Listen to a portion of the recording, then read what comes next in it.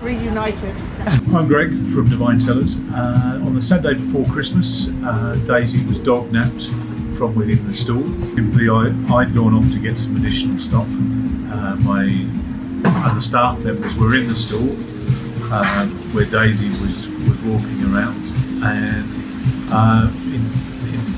they looked up momentarily later and she was gone. And upon checking the CCTV, we were able to see that the lady had lured Daisy out of the shop and snatched her literally seconds later. Because initially we didn't realise that she'd been snatched. We went around locally looking for her to see if she'd walked off. We knew she was sitting in the doorway underneath the CCTV camera, so we thought, right, well, let's check that. And then we were able to see footage of her being dognapped.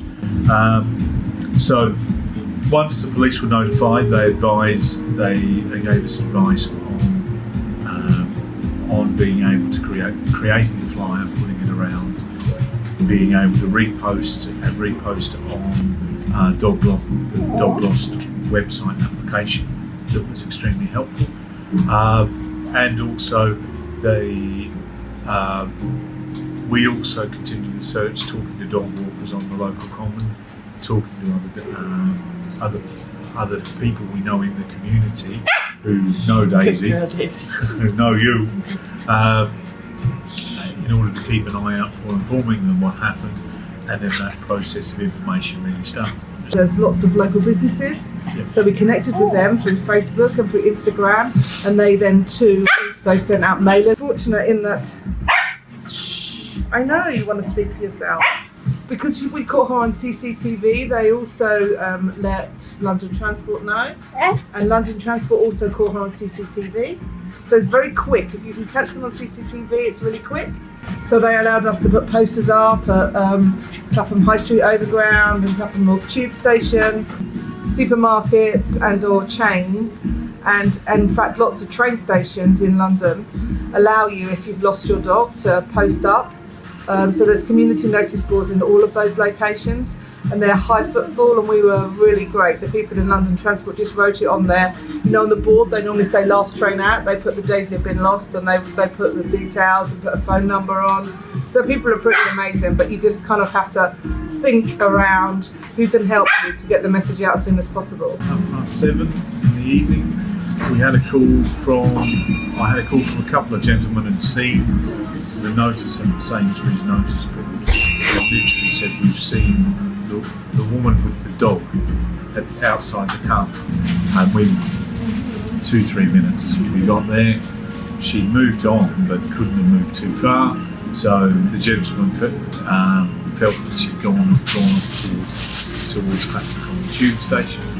We ran down there, and literally from behind us saw the woman dragging Daisy along with a belt.